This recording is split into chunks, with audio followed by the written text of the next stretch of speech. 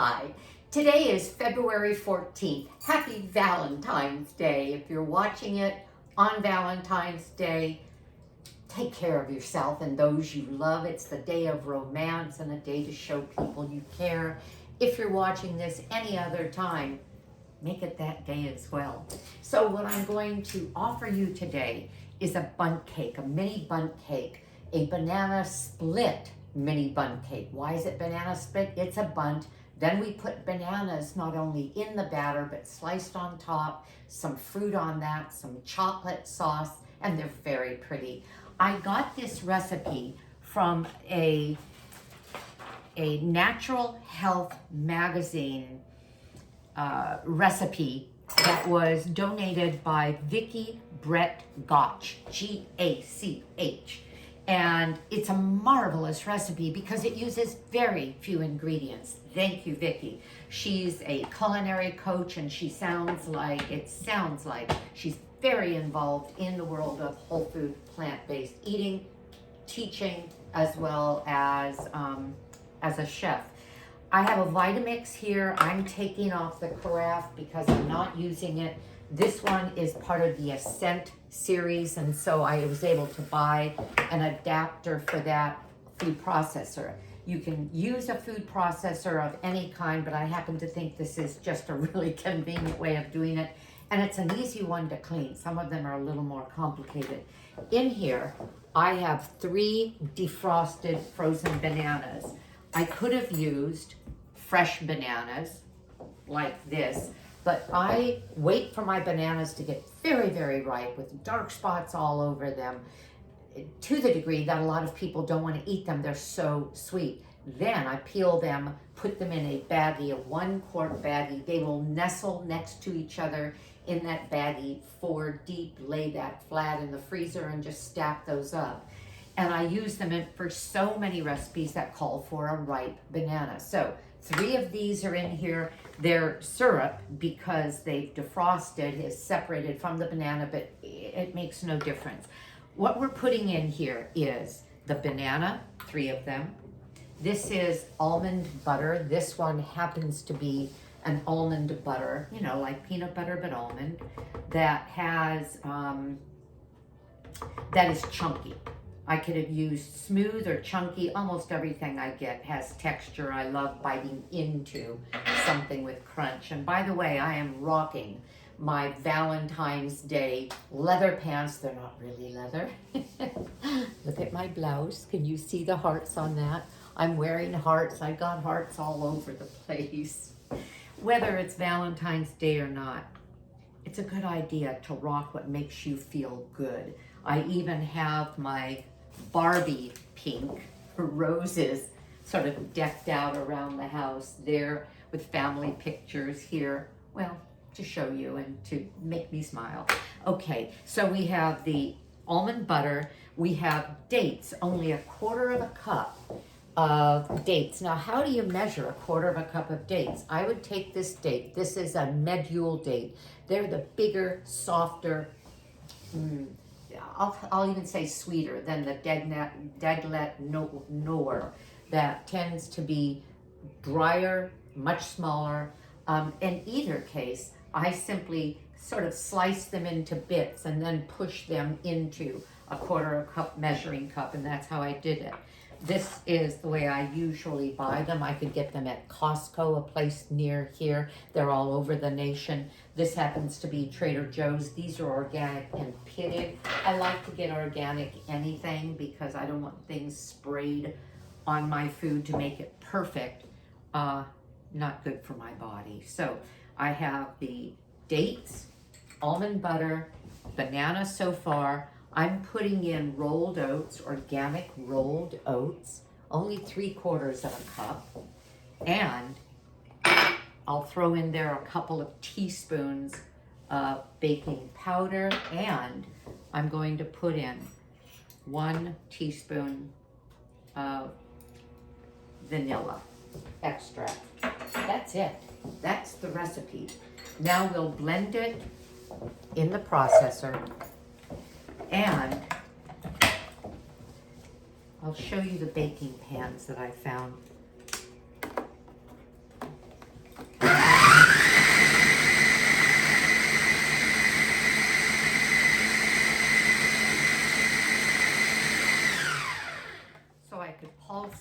could blend it. What I'm looking for is to get a nice smooth batter.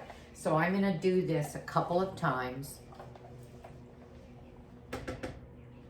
and push down whatever comes popping up to the top so that it gets mixed in with the rest. It smells wonderful. This isn't a lot of batter. You could double this if you wanted to make more, because you'll see I'm not getting a lot made, excuse me, for this effort. Usually I double and triple things, but I happen to only have a mini bundt cake pan that has 4 slots in it.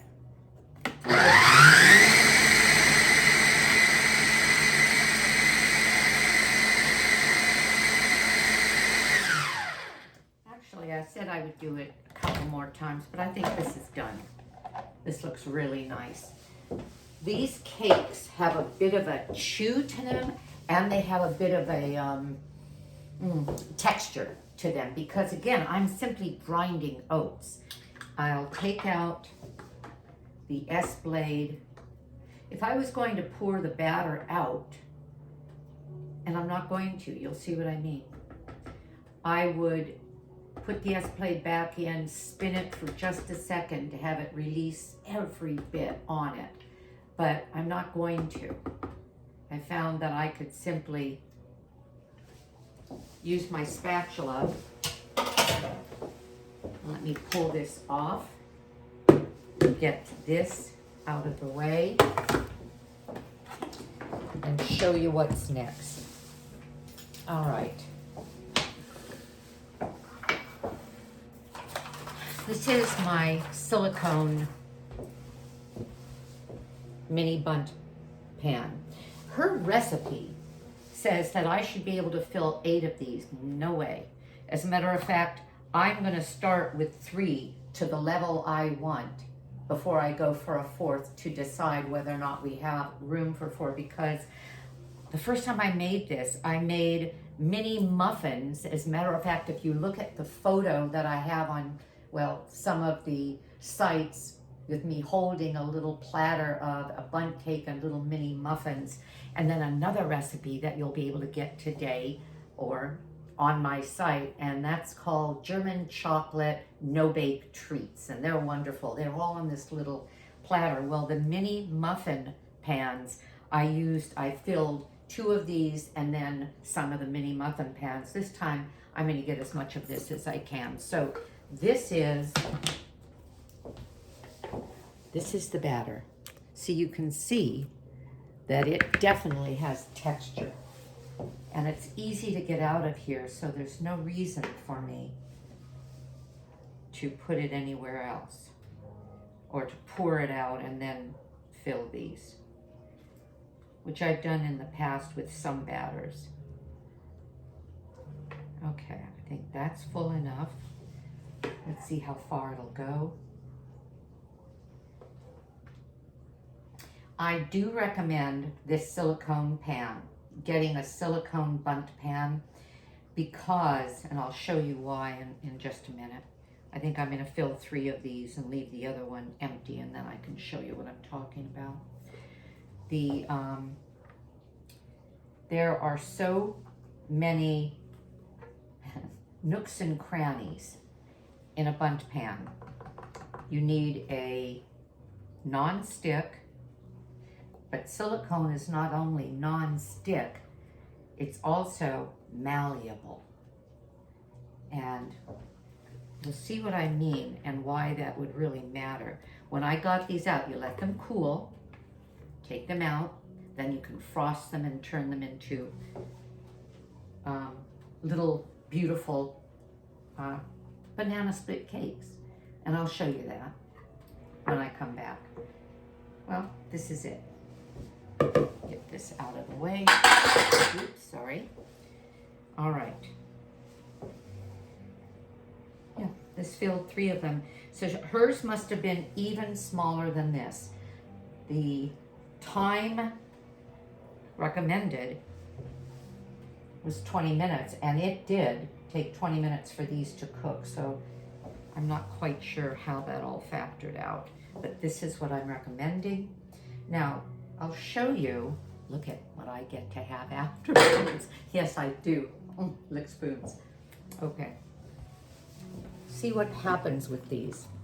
You can push them from behind and kind of soften all the way around their grip, and then just sort of push them out when they're ready.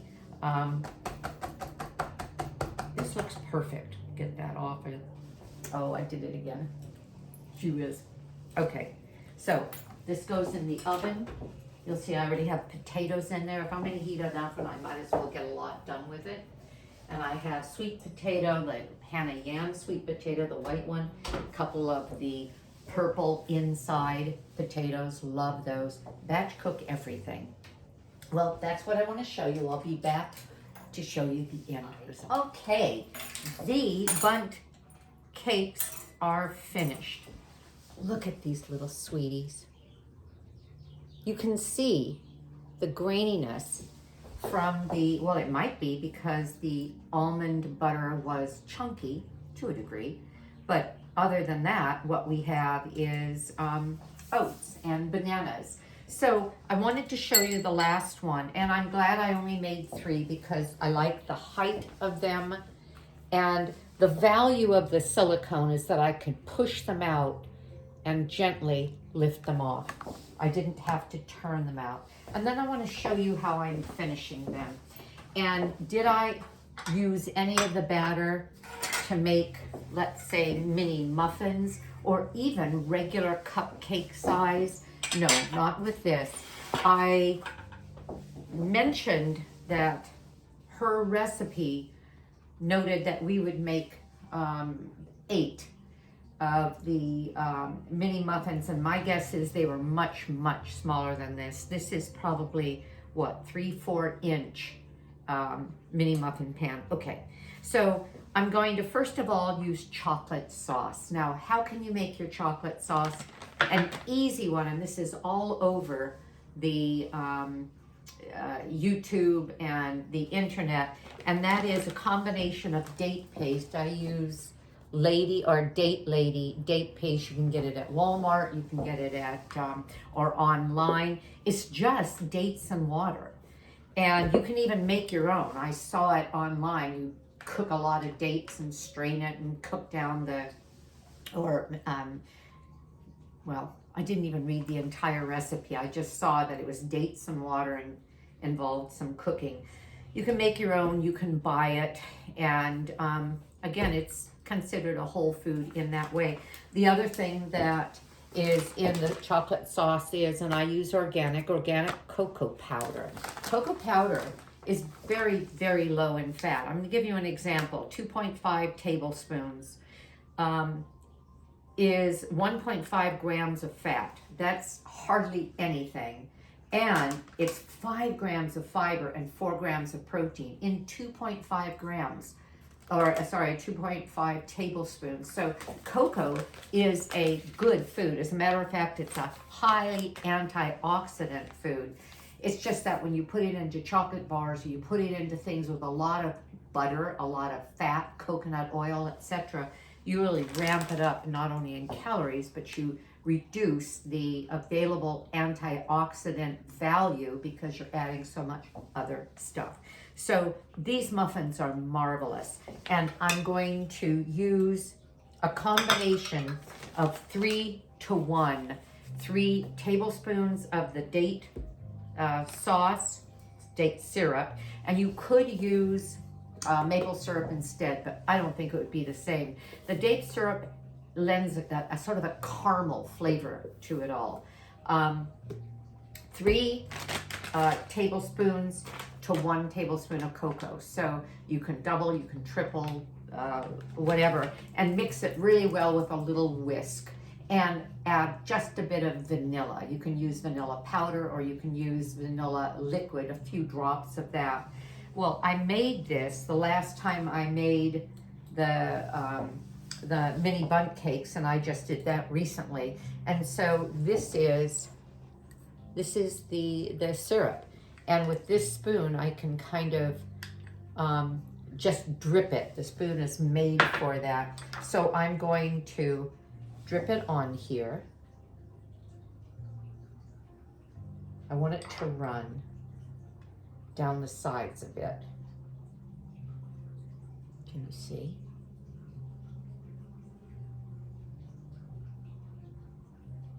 Oh, that's nice. Just a touch more right over here. Okay. Very nice. And then it is, after all, a banana split cake. So I have banana. I'll put a few slices on top. Can you see? Yes. And